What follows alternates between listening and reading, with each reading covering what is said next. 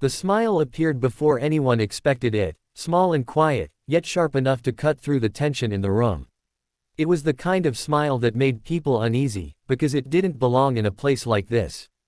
Divorce rooms were built for tears, for shaking hands, for last-second doubts. But she sat there calmly, pen resting between her fingers, as if she had rehearsed this moment 1,000 times in her mind, and now it was finally here. The lawyer cleared his throat and slid the papers a little closer.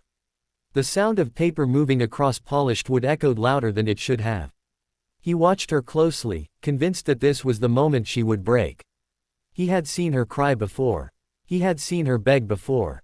Surely, this would be no different. After all, wasn't he the one who decided to leave? Wasn't she the one who had tried to hold everything together? She glanced down at the documents, scanning lines she already knew by heart. Each word represented a memory, a compromise, a night spent awake wondering when love had quietly turned into habit. Her fingers didn't tremble. That surprised even her. Somewhere deep inside, a voice whispered that this wasn't loss, it was release. He shifted in his chair, irritation creeping into his expression. Her silence unsettled him. He expected questions, arguments, maybe one last attempt to change his mind. Instead, she nodded once, leaned forward, and signed her name with smooth, steady strokes. The pen made a soft scratching sound, final and irreversible. There it was. Done. She placed the pen back on the table and leaned into her chair, exhaling slowly, as if she had just finished a long, exhausting journey. The lawyer offered a polite smile, the professional kind, but even he seemed taken aback by her composure. This wasn't how these meetings usually ended. He stared at her, searching for something: anger, heartbreak, desperation. He found none. What he saw instead made his chest tighten in an unfamiliar way. Peace. Her smile returned, gentle but real. Not triumphant. Not mocking. Just light. It was the smile of someone who had finally accepted a truth they had been avoiding for too long.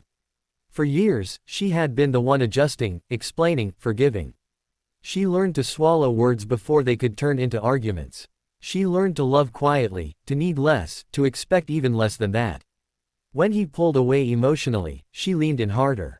When he dismissed her feelings, she convinced herself she was asking for too much.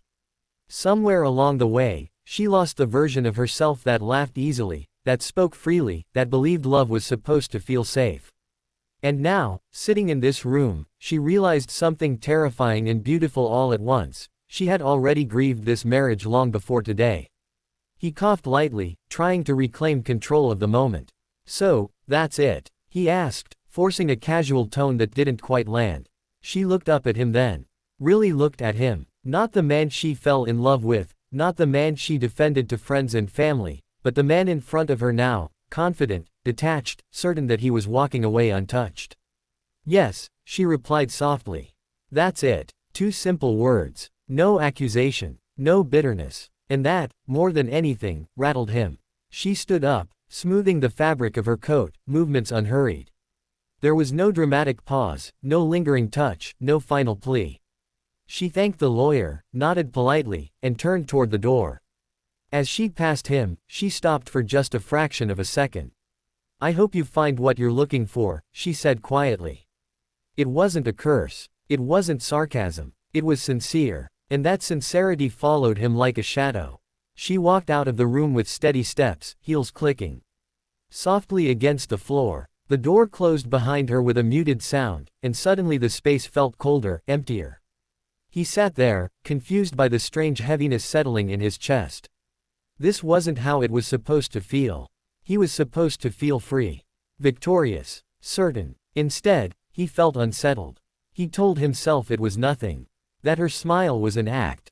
That reality would catch up to her soon enough. She would cry later, he was sure of it. She always did. But as he replayed that smile in his mind, the calm, genuine relief behind it, an uncomfortable thought crept in. What if that smile wasn't the beginning of her pain? What if it was the end? The hallway smelled faintly of disinfectant and old paper, a neutral place meant to hold nothing of consequence. Yet the moment he stepped into it, the weight of what had just happened pressed down on him with unexpected force. He had imagined this part differently. He thought there would be silence, maybe an awkward walk side by side, or at least the familiar heaviness of shared sadness. Instead, the space felt alive, buzzing with something he couldn't quite grasp. She was already a few steps ahead of him. Sunlight spilled through the tall windows at the far end of the corridor, catching in her hair and softening the edges of her figure. She reached into her bag, pulled out her phone, and for the first time since they sat across that table, her face truly changed. Not into grief, into ease. Her shoulders dropped, her posture relaxed, and a quiet laugh escaped her lips as she read something on the screen. That laugh hit him harder than any accusation could have. It wasn't forced. It wasn't polite. It was real. He slowed his steps without realizing it, watching her as if she were a stranger. When had she learned to look like that without him? When had she learned to carry herself as though a door had opened instead of slammed shut? She stopped near the window, typing quickly, thumbs moving with a lightness he hadn't seen in years. He remembered how she used to hesitate before answering messages, always careful, always checking his mood first. Now, there was no hesitation. Whoever was on the other side of that screen had her full, unfiltered attention. A sharp, uncomfortable realization crept in. The silence she used to carry belonged to her. The calm she now wore belonged to her too. None of it had ever been his to give or take. Already moving on, he asked, the words slipping out sharper than he intended. She turned, surprised but not defensive. Her smile softened, losing its brightness but not its honesty. I moved on a long time ago, she said gently. Today was just paperwork. Paperwork. The word echoed in his mind, hollow and humiliating. For him, this was an ending. For her, it was a formality. She gestured lightly around them. This doesn't feel heavy anymore, she added. That's how I know I'm ready. He wanted to argue, to remind her of the years they shared, the plans they made, the promises spoken late at night. He wanted to tell her that walking away wasn't as easy as she made it look. But the truth lodged itself in his throat, heavy and unmovable. It hadn't been easy for her. She had simply done the hard part alone. As she turned back to her phone, another message arrived. Her smile returned, warmer this time, and something inside him fractured. It wasn't jealousy, at least not the kind he recognized. It was the sudden awareness that her life was continuing, expanding, while his was narrowing to this corridor, this moment, this growing sense of loss. He stood there, hands in his pockets, feeling smaller than he had in years. He remembered all the times she tried to talk to him, tried to explain how invisible she felt, how lonely she was even when he was right beside her. He had dismissed it, told her she was overthinking, that things weren't that bad. Now he saw it clearly. Things hadn't been bad for him. They had been unbearable for her. She slipped her phone back into her bag and took a step toward the exit. Take care of yourself, she said, her voice kind but distant, already detaching. There was no lingering sadness in her eyes, no unspoken hope. Just closure. As she walked away, her steps confident and unhurried, a strange panic rose in his chest. He had believed control meant distance, that power came from caring less. But watching her disappear down the hallway, he understood the truth too late. She hadn't stopped caring because she was weak. She stopped caring because she was done bleeding for someone who never noticed the wound. The doors at the end of the corridor opened, letting in a rush of outside air, fresh and bright. She stepped through without looking back. The doors closed softly behind her, sealing the moment. He remained where he was, the hallway suddenly too long, too empty. The realization settled slowly but mercilessly. The woman who once waited for him had walked away with her head high, and the man who thought he was winning had just lost something he would never get back. And for the first time since this all began, he felt it. The beginning of regret. The car smelled faintly of leather and the lingering scent of his own cologne, a comfort now turned ironic. He sank into the driver's seat, hands gripping the wheel as if it could anchor him to some reality he'd lost. Outside, the city moved on without notice, people hurrying past storefronts and buses rattling down crowded streets. Life didn't pause for heartbreak. Life never paused. He closed his eyes, trying to summon her smile from memory, but it was too sharp, too clear. It wasn't the kind of smile that begged for forgiveness or pleaded for attention. It was the smile of someone who had been freed. And that, he realized with a sudden, cold shock, was his failure staring him in the face. She had signed the papers with a smile, yes, but it hadn't been an act. She hadn't cried or begged or shaken. He was the one left holding the weight of loss. Tears came without warning, stinging and relentless, sliding down his cheeks, hot and unforgiving. He pressed his forehead against the steering wheel, the leather cool against his flushed skin. He had imagined himself leaving that room with a sense of victory, a quiet relief that he had made the right choice. Instead, his chest ached with something far heavier: regret, shame, a bitter understanding of what he had thrown away.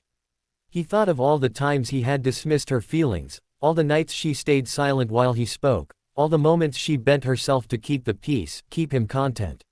He had taken it for granted.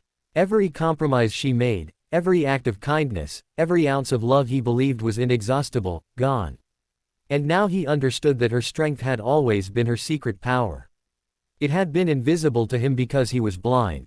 The sound of traffic outside, the honking horns, the distant chatter of pedestrians, felt almost obscene in its normalcy. Life went on while he sat trapped in the echoes of his mistakes. He pressed his hands to his face, trying to stop the sobs that shook his body, but they wouldn't be stopped. Each gasp of air reminded him of all the moments he could have cherished and never did. Each tear was a silent accusation. He remembered her words in the hallway, calm and measured: "I moved on a long time ago. Today was just paperwork." Those words replayed in his mind like a haunting refrain. Paperwork. For her, it had been a formality. For him, it had been a revelation too late.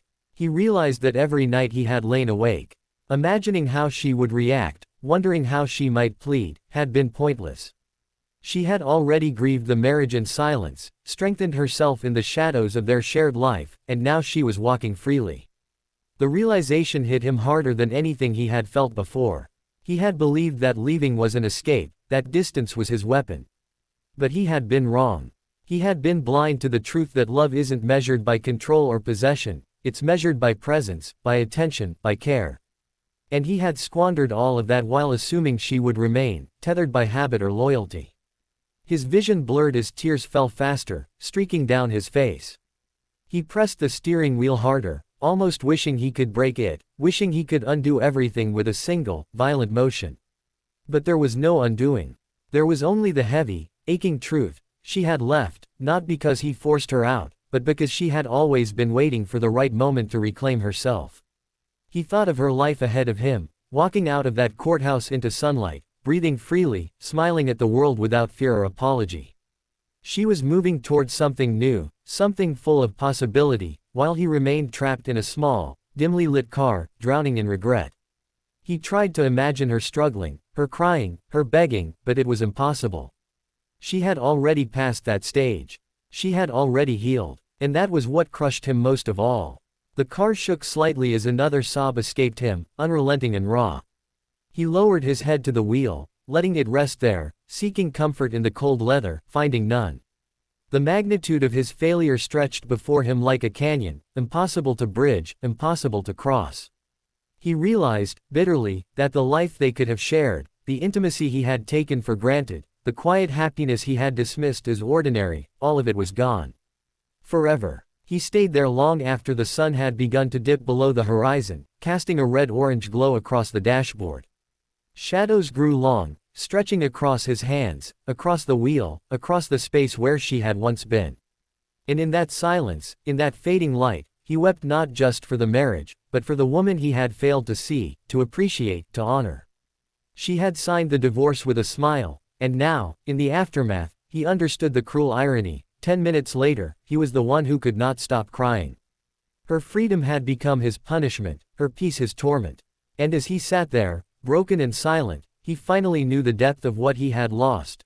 Not just a marriage, but the chance to walk alongside someone who had always been more extraordinary than he had ever deserved.